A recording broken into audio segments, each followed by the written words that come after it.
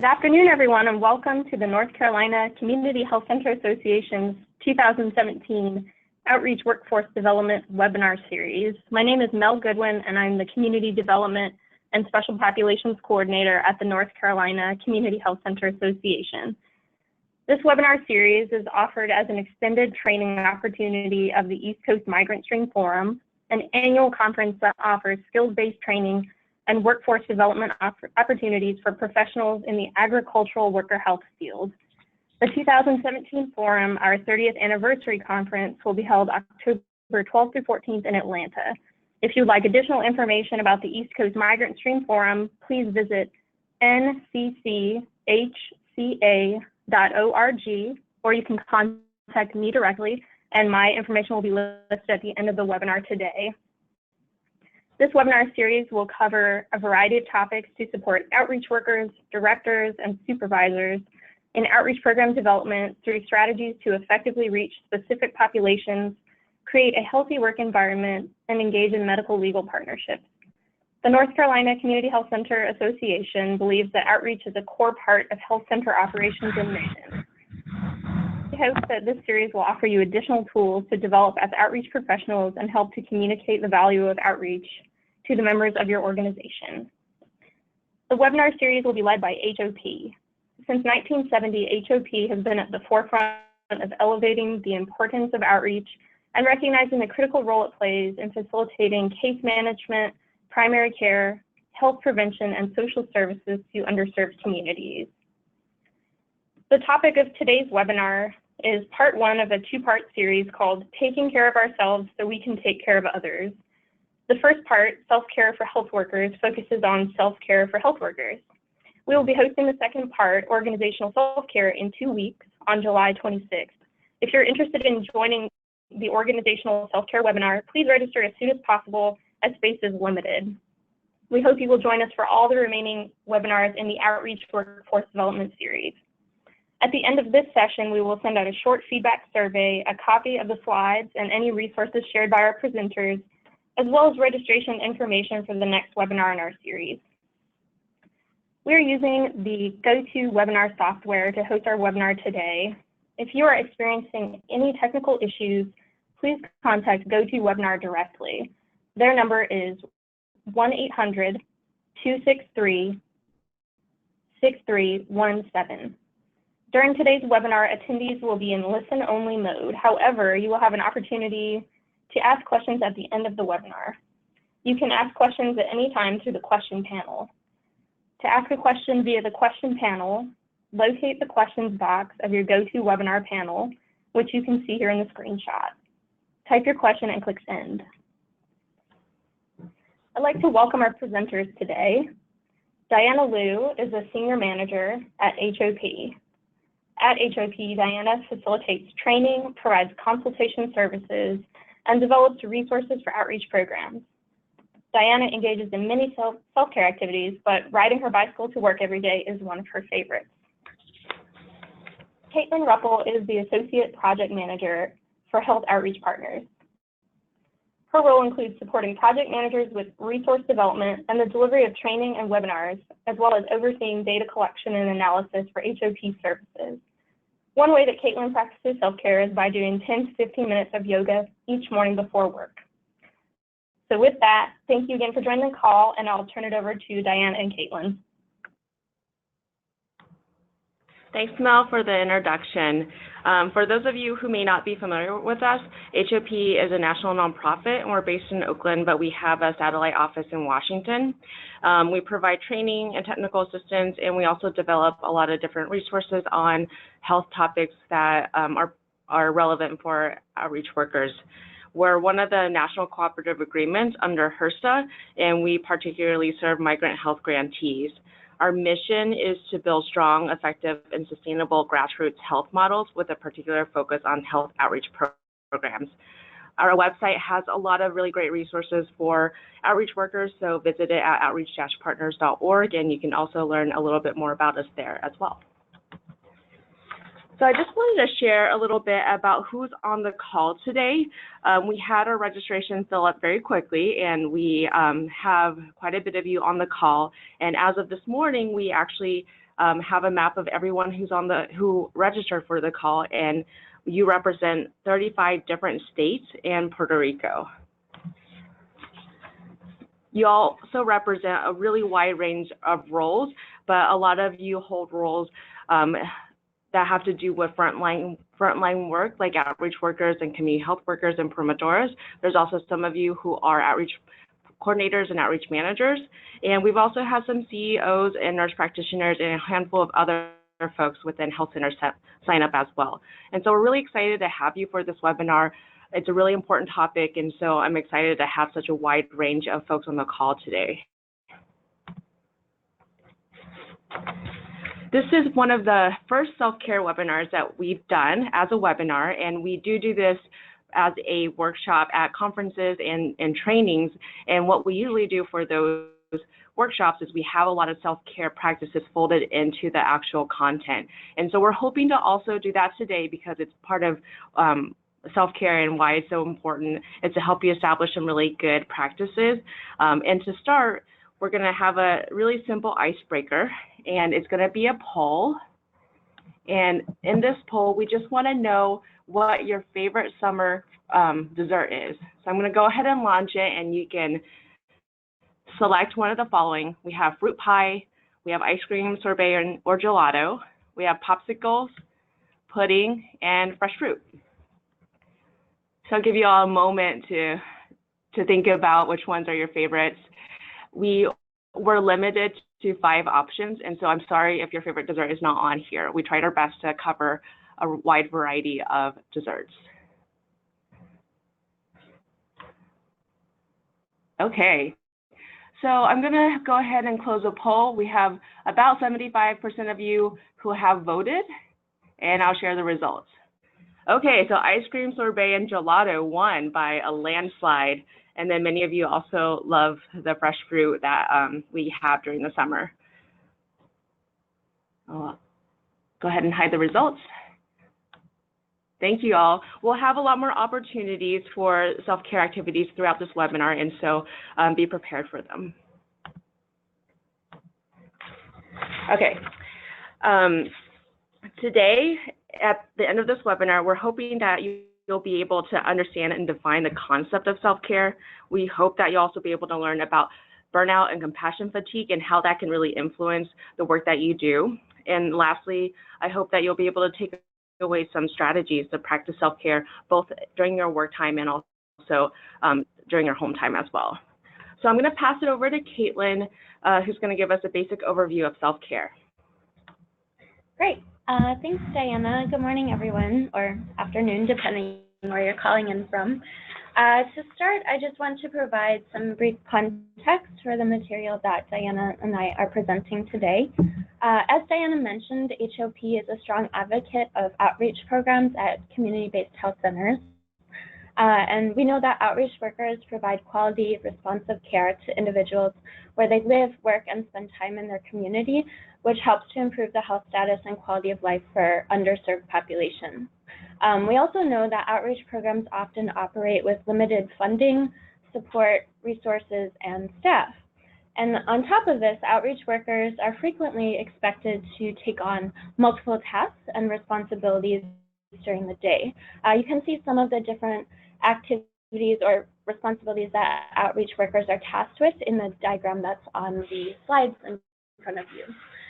So it may be typical that one day an outreach worker is responsible for coordinating care for a patient between their physician and local social service providers, as well as offering health education classes at a health center. And then the next day they might be providing transportation to the health center for patients or offering interpretation services.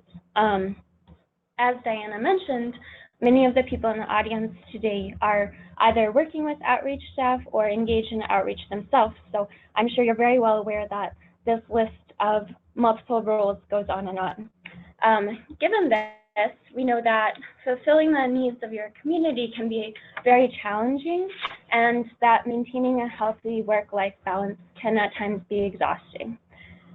So we've been hearing from health centers around the country that high turnover and staff burnout is a problem for outreach programs.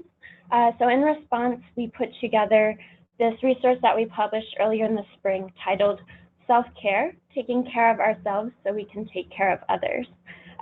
So the content that Diana and I are presenting to you today is in part pulled from this resource, and we will provide you all with a link to the full resource at the end of the webinar.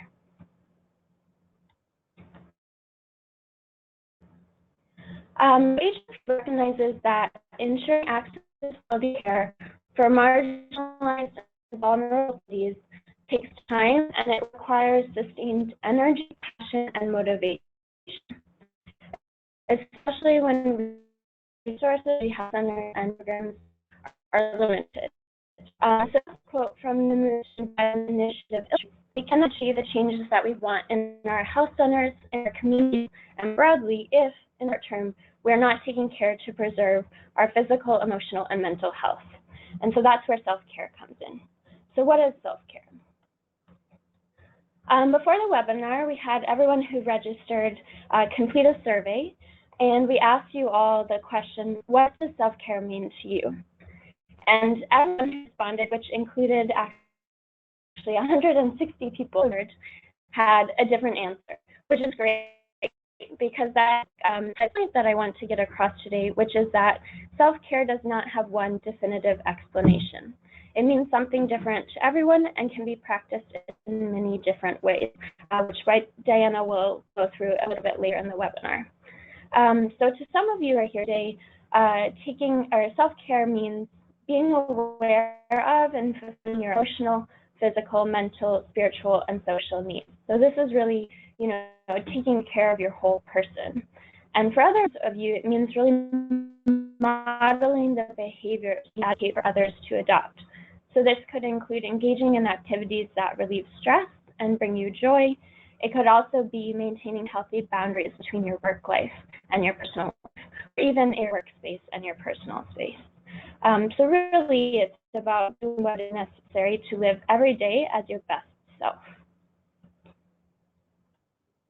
So in our resource and in our work and our training, we chooses to define self-care as any activity that is done voluntarily to help maintain physical, mental, or emotional health.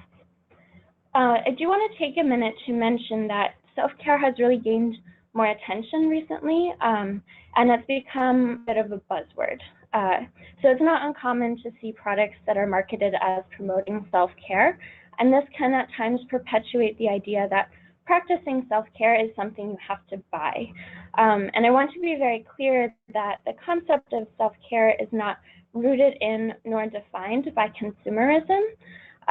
We at HOP really emphasize that self-care is not defined by the activities that you do, but it's really a practice of regularly engaging with yourself and engaging in activities that promote positive outcomes for your health and well-being. And so this definition that we use, we feel really provides space for every individual to practice self-care in a way that addresses their unique needs.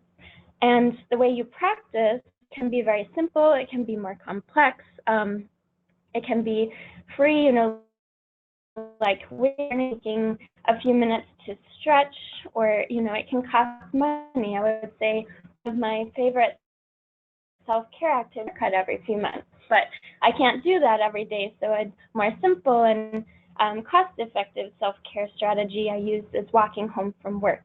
And so it covers a whole range of activities, and Diana will talk more about that in a few minutes. But I want to make the point that regardless of how you choose to define self-care for yourself, as long as you are intentionally engaging in activities to practice self-care on a regular basis, you will experience a positive impact for your overall health and well-being. So what are some of the benefits of self-care?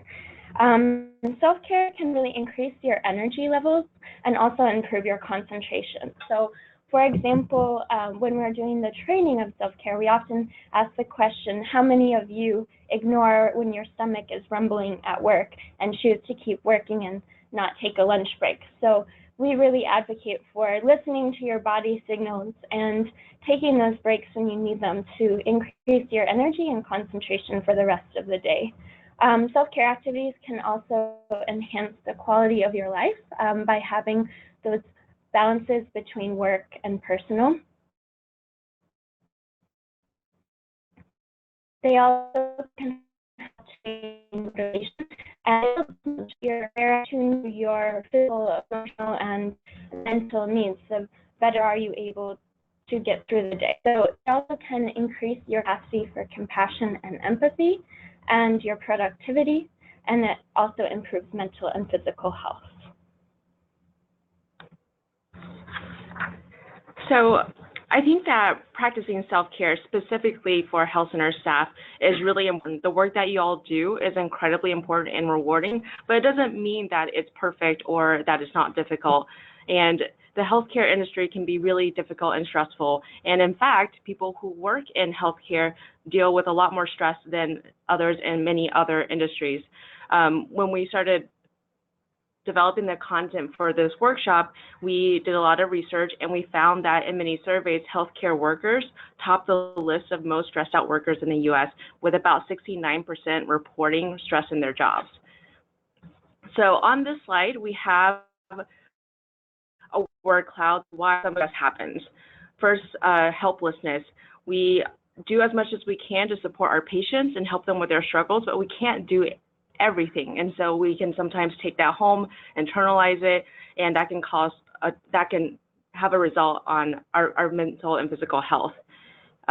Fear is a big thing that's been coming up for folks in our work recently, seeing the fear that our community deals with, being worried about their health and well-being, as well as their lives, can also take a toll on us. Stress, anxiety, and pressure. So we have to get help to the patients that we're serving and do a lot of care for these patients, but on top of that, we have other tasks in our roles and jobs. We have to do paperwork. We have to fill out our timesheets. We have to sometimes do other things that aren't within just our roles of taking care of others. Oftentimes in healthcare, people work really long hours, and when you have these extended periods of time of work with no breaks, that can also be really difficult on your body and your mental health. When I was doing this workshop a few months ago, I had a CEO of a health center come up to me and say, I didn't realize, but the only people in my staff who take breaks are the people who go and smoke and have a smoke break. And so she realized at that point that, others need to also take a break, and was trying to brainstorm how you could do that on an organizational level and establish that. The other words, discrimination, violence, racism, these may or may not be things that we experience individually, but our patients definitely experience it. And even if you're not trying to, you can absorb those feelings and take that home, and that over time can also take a toll. So in addition to the stress that we experience just caring for others in our day-to-day work lives, one study showed that wellness programs at health organizations were found to be unsatisfactory or insufficient. And they also found that, or it was an explanation about the health of healthcare workers. The reason why we're less healthy than other folks in other workforce and other industries is because we may think that we have enough knowledge to take care of ourselves that we actually delay our care. So it's a little bit ironic, or it may be that we're not comfortable talking to our colleagues about our health, and it feels kind of silly to go somewhere else for your health care when you work at a health center or another health organization. So this can really impact our behavior, and studies show that you're more likely to be diagnosed with chronic conditions like asthma, obesity, depression, and diabetes, and all the different things that we're helping our patients through. And we spend generally 9% more on our health care than the general workforce. So as these stress levels get sustained for long periods of time, it could be a really big detriment to the way that you provide care and the quality of care that you're able to provide to your patients. And so this is why we're really talking about self-care within the healthcare context. It's because those of you whose jobs are to care for others, it should be a #1 priority to take care of yourself. So let's talk about what happens when we are stressed out at our jobs. First, we get burnt out. And we define burnout as a state of emotional, mental, and physical exhaustion caused by excessive and prolonged stress. And sometimes we'll feel like, we're the only one that feels this way, and it can be really hard to admit to your colleagues that you're dealing with a lot of stress or challenges in work. But if you're feeling stressed, I guarantee there's someone else also feeling stressed. And it's really important that we be brave, speak up, and talk to our colleagues about how we're feeling so that we're not carrying this burden on our own, and we're able to work together and find solutions to address the feeling of burnout that we're experiencing.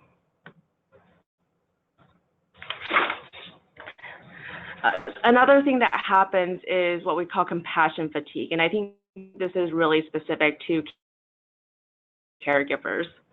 A condition characterized by the gradual lessening of compassion over time due to ongoing stress of care and giving from work performed on a regular basis. And compassion fatigue can have serious implications, especially if you're working in outreach, because compassion and empathy are really key characteristics to have for anyone in that field, especially when you're working with our most marginalized communities. So if you lose your compassion or you lose your empathy, and your attitude changes, your approach to providing care is going to change. You may suddenly feel really disconnected, or you might not see the point of working so hard because you're working hard to take care of other people, and you feel like no one is working hard to take care of you. So the quality of care can really be negatively impacted once you start feeling compassion fatigue. So when you take burnout and when you take compassion fatigue and combine them together, it can really lead to feelings of exhaustion, cynicism, and inefficacy. And that's definitely not great to have when you're trying to take care of others. So having really strong self-care practices to help you ground yourself and reinvigorate yourself is going to be really important so that you're motivated and ready to take care of your communities. So with that, we're actually going to take a moment and do some self-care exercises. I just want to mention that we will be taking questions at the end of this webinar. So if you want to take a moment now and ask us some questions, we'll make sure to respond to them at the end. But I'm going to pass it on to Caitlin, and we're going to walk you through some stretching exercises that you can do at your desk. Great, thanks, Diana. So yes, this is an interactive webinar. I'm hoping that those of you who are participating today are calling in from your desk. It makes it a little bit easier than if you're, say, calling in from a car or a train, but absolutely, if you're on a train, you are welcome to do these stretches as well. And I do want to mention again that these slides will all be available at the end of the webinar, so you will have these exercises once the webinar is complete. So we're going to start with a jaw warm-up. So to do this, I'd like to ask you to sit comfortably in whatever chair you're sitting in, or if you're standing, find a chair and sit in that, and put your feet flat on the floor. And then keeping your lips together, place the tip of your tongue on the roof of your mouth. And then once you've done that, with the tip of your tongue against the roof of your mouth, slowly open your mouth to a very comfortable point. So don't overextend, just open it so that you're resting comfortably. And then I'm going to invite you to open and close your mouth slowly 5 more times over the next few minutes. So I just want to say that if you're like me and you have a habit of maybe clenching your teeth when you're stressed out about meeting a deadline, or the workday is getting very hectic, this is a great stretch to take a break and do. It helps to relieve stress from your jaw and to relax your facial muscles. So we're going to move on to the next one. So this one is called the wrist flexion stretch. So again, you're already sitting comfortably in your chair. So I'm going to ask you to extend your left arm in front of you with your fingers pointed down and the palm facing away from your body, or no, facing towards your body.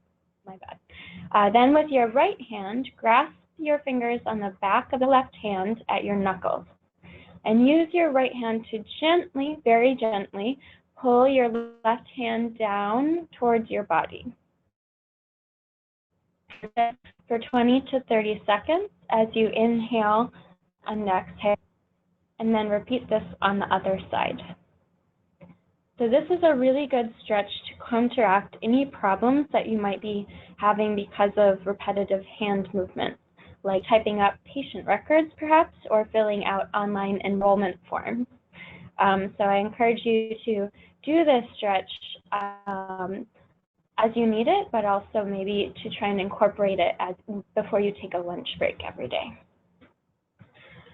So this next stretch goes hand in hand. This is the wrist extension stretch. So extend your left arm in front of you, but with your palm facing away from you. And then with your right hand, grasp the fingers of your left hand on the palm side.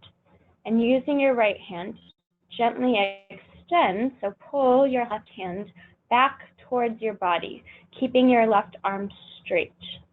And again, hold this for 20 to 30 seconds as you slowly inhale and exhale, and then repeat on your other side. So this is a good stretch to also end your day with, just to release the tension in your shoulders and your arms. All right, this one takes a little bit more energy. So it's called the seated gluteus stretch. And to do this, again, sit comfortably in your chair and then bend your left knee so that your foot is resting on the seat of the floor. And using your hands, pull your ankle back towards your buttocks and hold this for 15 to 30 seconds. And then once you've done that, you can repeat or release the leg and then repeat with your right leg. So this stretch is good for relieving any tension that you might be accumulating in your body from sitting for long periods of time. So actually a webinar is a really good time to be doing this stretch. And with that, I'm going to turn it back to Diana to carry you through a few more. All right, so this next stretch is called forward rotation neck stretch. And before we do this, I just want to say that you don't want to overstrain yourself and overstretch the head. And so this should be a really gentle stretch. What you're going to do is sit comfortably and have your feet flat on the floor. With your arms bent, you're going to place your left hand behind your neck, and you're going to keep your shoulders down and relaxed. Now turn your head 45 degrees to the right until a light stretch is felt. This one is really great because if you're sitting all day, it's a really nice stretch for your shoulders, and the next one is as well. You're going to tip your head forward slightly towards your right hip, and you're going to hold that for 15 to 30 seconds. Once you do that, you're going to return your head to the center, and you can repeat this on the other side with your right hand behind your neck. So go ahead and do that on the other side of your body. The benefits of this stretch include loosening and relaxing your neck muscles. It also stretches your shoulder muscles, and it can relieve tension and stress in those shoulders. And I'm one of those people who carry a lot of stress in my shoulders, and so whenever I have a lot of things on my plate or there's things happening at home, I come to work and I just tense up my shoulders all day long, and when I go home, they're very sore. I have problems sleeping, and then that just exacerbates everything. So this is a really great stretch if that is frequently where you're stressed. The next one is called the seated side bend stretch. This one is also great for if you've been sitting for a long period of time at your desk. So you're going to sit comfortably in your chair. You're going to extend your arms overhead and gently grasp your hands and palms together with the right palm towards the ceiling. Then you're going to bend your upper body to the right as you gently pull your left arm towards the right. And then try to straighten your arms as much as possible and hold it for 15 to 20 seconds. And remember to breathe. Once you do that, you can drop your arms and return your body to a straight position, and you can repeat it on the other side. So go ahead and move to the other side now. And this stretch strengthens stretches your muscles along the whole side of your body, and it can relieve a lot of tension and stress in your shoulders and back and also neck. All right, so this one's gonna be our last one. This one is kind of silly, and you're gonna look pretty silly. You can get your colleagues to come do it with you to make you feel less silly, but it's a really good exercise for muscles in your face, and it's called the eyebrow raise. So you're gonna sit comfortably with your feet flat on the floor, and at the same time, you're gonna open your mouth, stick out your tongue, raise your eyebrows, and gaze up towards the ceiling. Caitlin's doing it right now, it's pretty funny. You're gonna hold that for 10 seconds, and you can repeat this 3 to 5 times. And this not only releases tension in your facial muscles, but also your neck muscles. So this one's also really great if you are holding stress in your neck, or if you like to clench your jaw, or you tend to clench your jaw when stress happens.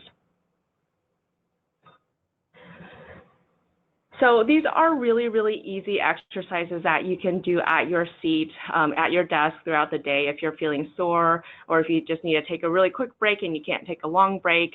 You can see that, we can do it during webinars. So if you're listening to a webinar, you should think about all the stretches that you can do and kill 2 birds with 1 stone. And the stretches that we got today and shared are from this, this product called a stretch deck, and there's a lot more stretches in that deck that include standing up that you can do with your colleagues. So it's a really cool resource that we have at HOP, and you should look it up if you're interested.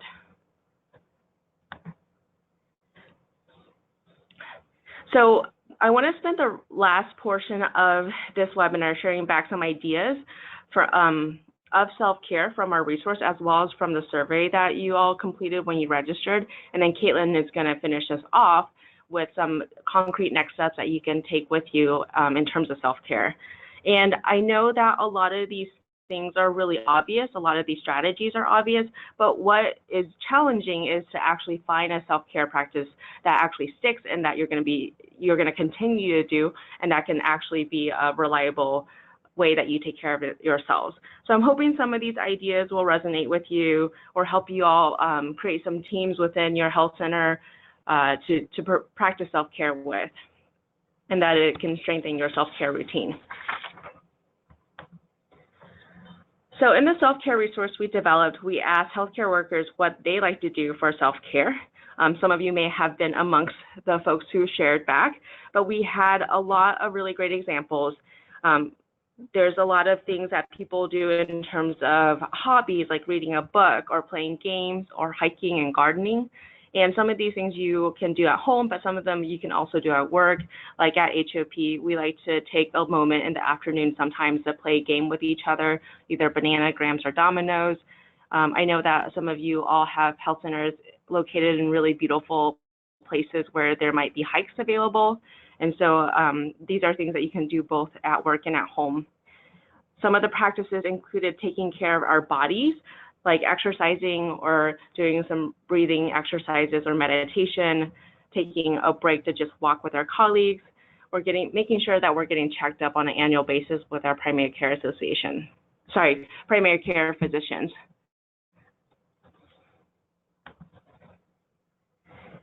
So here are some self-care practices that came from you all as a group. Many of you responded and shared that you like to take a break at work, especially making sure that you take a lunch break, or just having a quick break to stretch or take a walk outside of your office. I really like the response of taking a few minutes of quiet time in the mornings to think to myself. And I think that this is a really easy practice for all of us, because all of us probably have a commute to work, and it's an easy time to really reflect on the day and prepare ourselves mentally for it.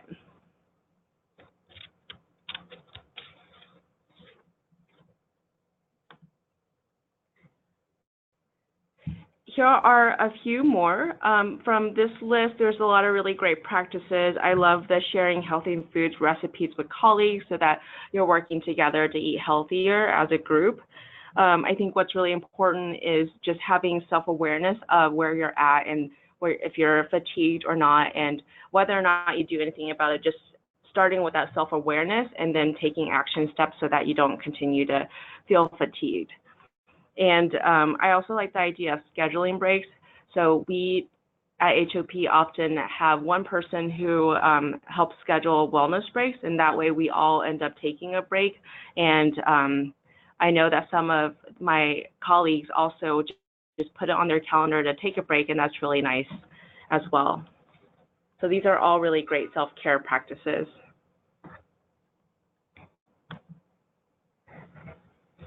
I also want to share some really great responses that we received from contributors of our self-care resource. This first one actually rhymes, and this person shared, I take breaks periodically from the computer and I walk around the center making sure my coworkers are all right. I greet our patients with my best smile because I know everyone has a battle to fight.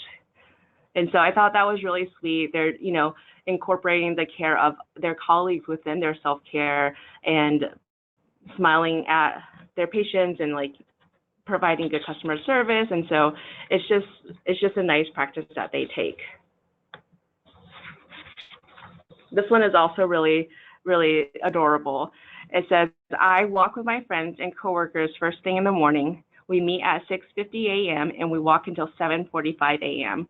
Our health center is located in a nice, quiet, and peaceful location. We go up the steps and down and over. We encourage each other. We eat healthy and we treat ourselves on Fridays when we go out to lunch together. We try to drink water all day and we compete for who has drunk the most 16 ounces bottles of water. I love water. And for this contributor, they were also able to meet some personal weight loss goals through walking with their colleagues in the morning every single day. And so it was just a really nice way to do practice self-care with your colleagues and the folks that you work with.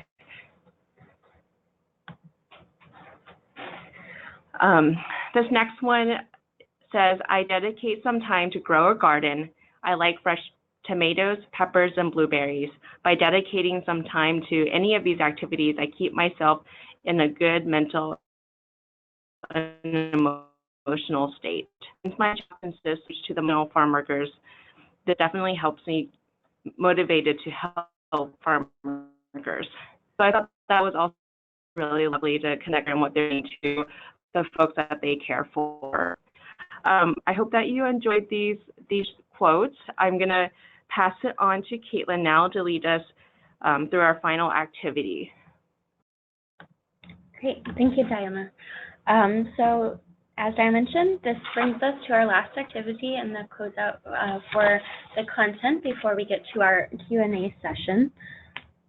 So given everything that Diana and I have presented in today's webinar, we want to provide you all with a few moments to reflect on what existing self-care practices you have and any adjustments that you might like to make moving forward. And in addition to that reflection time, we want each of you to be able to walk away from today's webinar with an action step for yourself. So one thing that HOP does in our self-care trainings, and something that we actually did for all of our own staff, is a self-care pledge.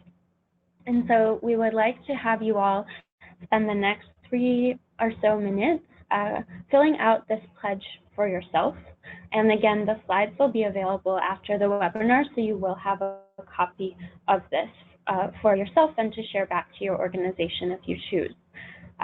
So we're going to just have the next few minutes for you to think through this pledge of how you want to dedicate time. It could be every day, it could be every few days, to practicing self-care for yourself and what activity or activities that might include. And then I'm going to actually ask, after we give you some time, for anyone who's interested to share what their pledge is by using your chat box on GoToWebinar feature and entering what your pledge is, and then we would share that back with the group. So if you want to take the next 2 or 3 minutes to fill this out, that would be great.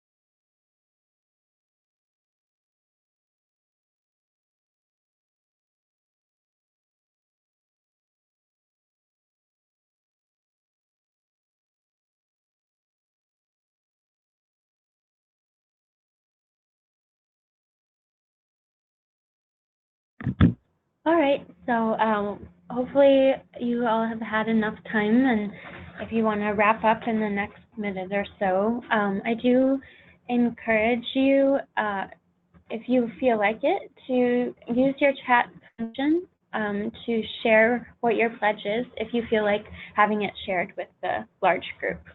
To start, I can share what my pledge is, which is that I, Caitlin, pledge to try my best to dedicate 2 minutes every hour to practicing self-care by looking away from the computer and looking out the window to allow my eyes to refocus and to give myself better concentration when I get back to what I'm working on the computer.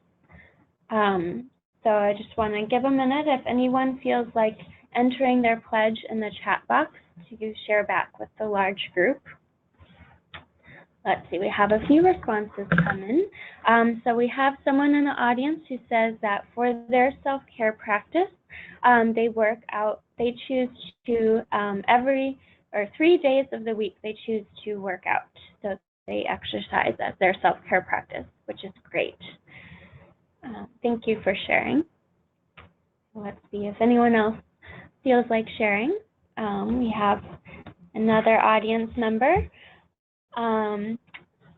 I pledge to try my best to dedicate 30 minutes to eat away from my desk. That is an excellent self-care practice, and definitely one that is not routinely practiced by healthcare providers and generally folks who work at a computer. So I applaud you on your self-care plan. We've got one more coming in. So we have someone who pledging to dedicate 15 minutes every day to walking outside. And I apologize if this is actually a self-care practice you're already doing, but I think it's much. So 15 minutes every day to walking outside. Excellent. Yeah, it's a great way to relieve any tension you have from focusing too much at a computer, or just give yourself the mental space to let go of things and come back. Let's see. So I think that's it for right now. So I'm gonna go ahead and turn it back over to Diana, but definitely if you feel like sharing your pledges, you can keep entering those in the chat box.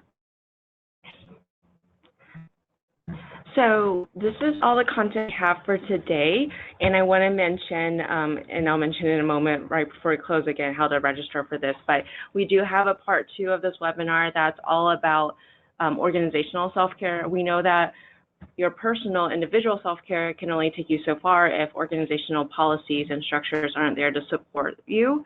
So we have a second webinar following up to talk about how your organization can support self-care of their employees. But we will take a moment and respond to any questions that you might have for us right now. You can hit the question box on your GoToWebinar panel. All you have to do is type in your question and send. So we don't have any questions right now, but we'll give a moment in case there are any. And while we're waiting for questions, we have one more self-care pledge that came in, which is that this attendee pledges to try their best to dedicate 15 minutes each day to sit in the park and enjoy life. I think that's a great pledge. We have some questions about the slides and the recording of this webinar, and they will both be sent out after this webinar. And you'll get a copy of the slides in your email, as well as a link to view the recording.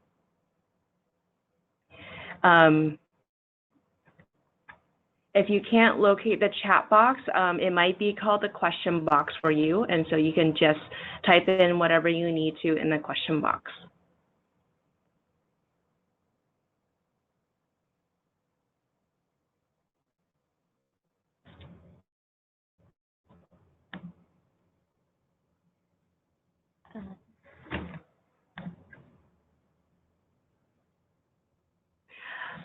We had a question, why do you think it's so hard to give us some self-care time?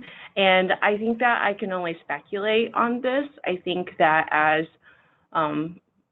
Americans, we're really raised to work the hardest we can work. I'm not sure if anyone remembers this, I think it might have been Cadillac advertisement a couple years back where it talks about how Americans work, and because we work, I'm not sure what, but it was all about this like work ethic that we get kind of drilled into us. And those of us who come from like marginalized communities or who are immigrants were taught that we have to work extra hard. So I think sometimes it's just hard based on the culture that we're growing up in to take some time to have self-care.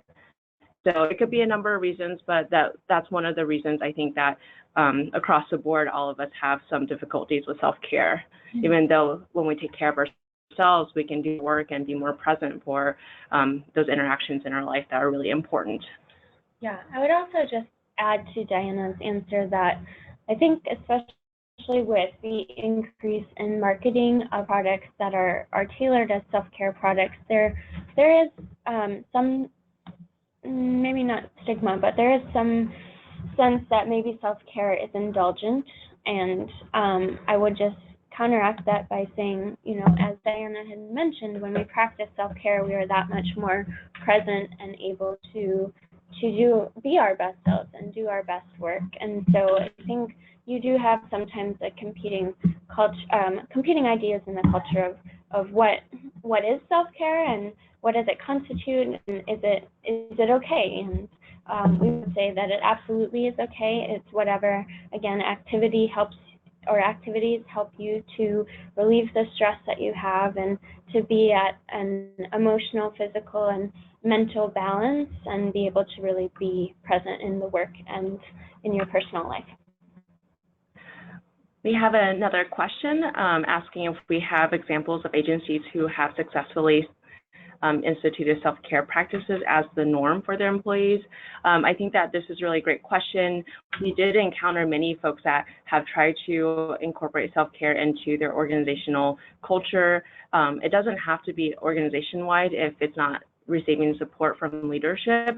You could try to institute it with your team as well. So consider the team level. And in our next webinar, we're going to talk a lot about why it's important for organizations to have self-care. So hopefully, if you sign up for that webinar, you'll be fueled with a lot of good data and a lot of good information to make the case for self-care at your organization. We had a comment come in about just the, especially the hand and wrist stretches.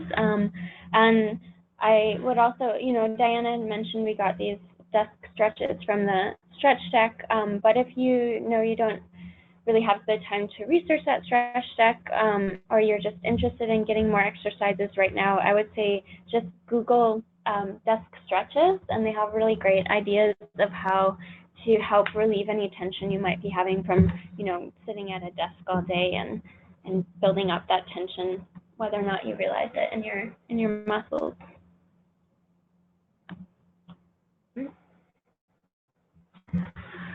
So I think that's all the questions that have come in so far. Given that this is a self-care webinar, I think what we can do with the extra time is let you all get off a little bit early and take care of yourselves, have lunch, take a walk, whatever you need. I just want to share a couple more slides. First, this is how you access our self-care resource. We will be sending it via email after the webinar, but if you want to go look at it now, you can just go to our website, which is outreach-partners.org. You click on resources, which is one of the big menu buttons on top.